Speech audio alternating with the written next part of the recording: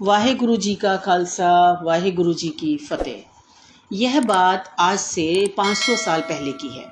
मुल्तान के पास तुलंबा नामक एक शहर है। वहाँ एक सज्जन ठग रहता था।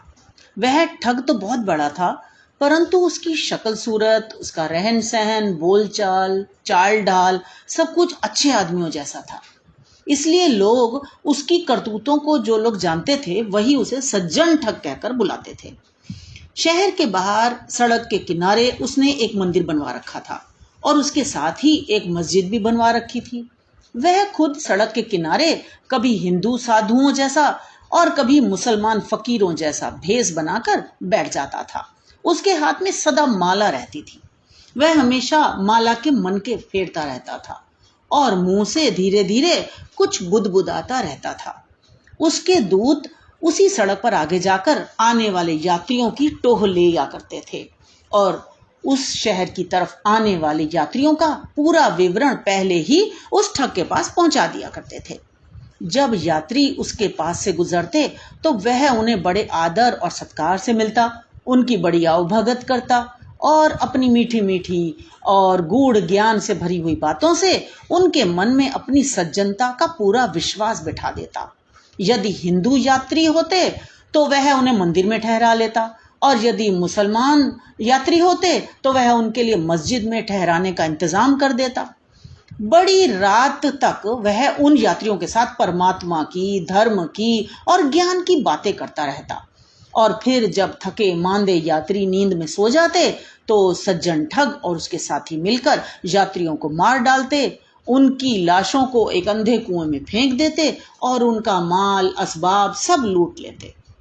एक बार यात्रा करते करते गुरु नानक देव जी और उनका साथी मर्दाना उस शहर की तरफ आ निकले। गुरु नानक का भव्य रूप और उनके चेहरे का तेज देखकर सज्जन ठग के दूतों ने सोचा, यह जरूर कोई बहुत अमीर आदमी है। उन्होंने यह खबर सज्जन ठग के पास पहुंचा दी। बस वह इनके आने की राह देखने लगा।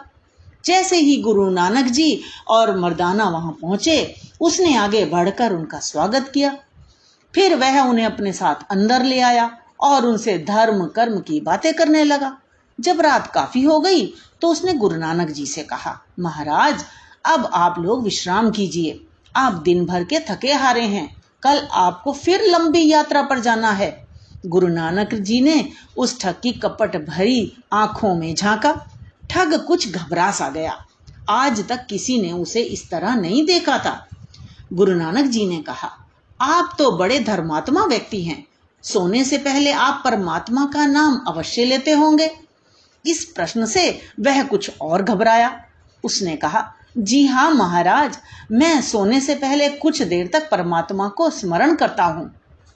तो आओ आज मेरे साथ मिलकर परमात्मा को याद करो।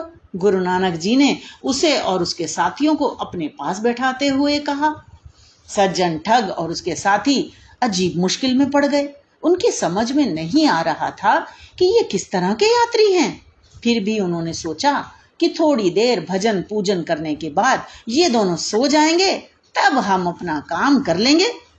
मर्दाने ने रबाब बजाना शुरू किया और गुरु नानक जी एक शब्द गाने लगे। उस शब्द का अर्थ था, हे सज्जन, कांसे का बर्तन ऊपर से कितना चमकता है, परंतु उसे जितनी बार धोया जाता है उसमें से मैल निकलता है। किसी हवेली को बाहर से कितना ही क्यों ना संवारा जाए, उस पर कितनी ही चित्रकारी क्यों ना की जाए, परंतु यदि वह अंदर से पोली है तो वह जल्दी ही गिर जाएगी। बगुला पूरा सफेद होता है, वह नदियों के किनारे रहता है। किसी भक्त की तरह वह आंख मूंद कर एक टांग पर खड़ा रहता है, परंतु उसका काम क्या है? जल में रहने वाले जीवों को खाना।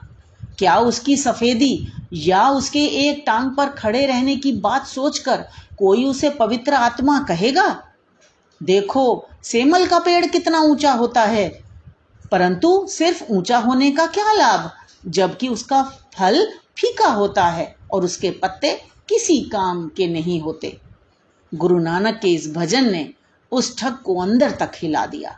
उसके सारे पाप उसकी आंखों के सामने नाचने लगे। उसकी आत्मा बिलख उठी। वह उनके चरणों पर गिर पड़ा और फूट फूट कर रोने लगा। गुरु नानक देव जी ने कहा, हे सज्जन ठग, मैं जानता हूं तुमने बहुत से पाप किए हैं। तुमने सज्जनों जैसा भेष बनाकर बहुत से लोगों की हत्या की है और उनका माल असबाब सब लूट लिया है। अब तुम उन सारे कर्मों का प्रायश्चित करो। ठग ने कहा, गुरुजी, आज आपने मुझे नया जीवन दिया है। आपकी वाणी सुनकर मेरी सोई हुई आत्मा जाग उठी है। अब आप ही बताइए कि मैं अपने कामों का प्रायश्चित किस प्रकार करूं। गुरु नानक देव जी ने कहा, लूट मार करके जितनी संपत्ति तुमने जमा की है वह सब निर्धनों में बांट दो। आगे से एक सच्चे सज्जन जैसा जीवन व्यतीत करो, यही तुम्हारा प्रायश्चित है। उसने गुरु नानक देव जी के आगे हाथ जोड़े और अपना जीवन फिर आगे वैसे ही उसने बिताया जैसा गुरु नानक देव जी ने कहा था। इस चैनल को लाइक करो, दोस्तों के साथ शेयर जरूर करो और सब्सक्राइब करना बिल्कुल ना भूलो। इसी तरह की वीडियो आपको मिलती रहेंगी। वाहेगुरु जी का खालसा, वाहेगुरु जी की फतेह।